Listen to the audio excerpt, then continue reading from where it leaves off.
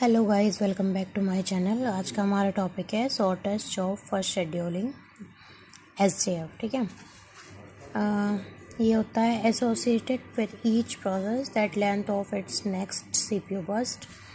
Use these length to schedule the process with the shortest time. SJF is optimal, gives minimum average waiting for a given set of process. Okay, मतलब SJF क्या होती है? ये optimal होती है। ठीक है। और ये ना आपको एवरेज वेटिंग टाइम देती है। ज़्यादा इसमें वेटिंग टाइम नहीं आता है, एवरेज वेटिंग टाइम आता है।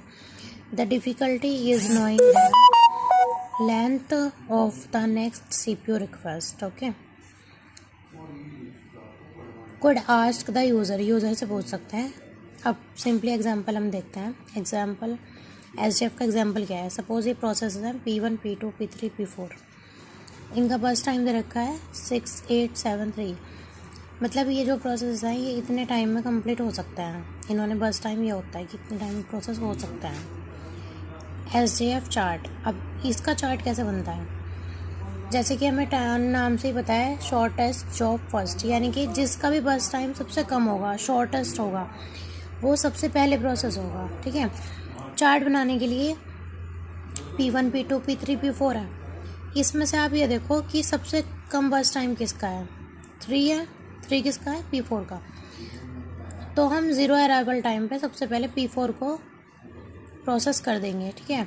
P4 चला 3 तक, 3 पे कंप्लीट हो गया। उसके बाद हम देखेंगे 3 के बाद सबसे टाइम किसका है? सबसे कम टाइम P1 का 6, 8, 7 तो ज़्यादा है, 6 है। तो P1 को हम प्रोसेस कर देंगे, 6 तक चलेगा। 3 + 6 9।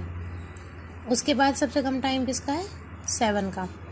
9 पे हमारा P3 आया, 7 तक चला, तो 9 + 7 16। 16 के बाद सबसे ज़्यादा टाइम किसका था? 8 का। तो ये सबसे लास्ट में प्रोसेस होगा। P2 आया, 16 + 8 24। Okay. Again average waiting time का फॉर्मूला वही है कि जितने प्रोसेस हैं और जितना उनका कंप्लीशन टाइम है उसको ऐड करो, डिवाइडेड बाय प्रोसेस, जितने भी n नंबर ऑफ प्रोसेस है। तो यहाँ पे 4 प्रोसेस हैं, बस कंप्लीशन टाइम इनका 3, 16, 9 + 0।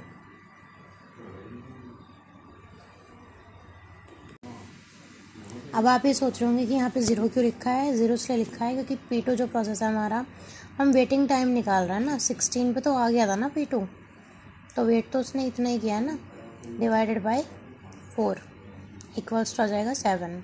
ठीक है। तो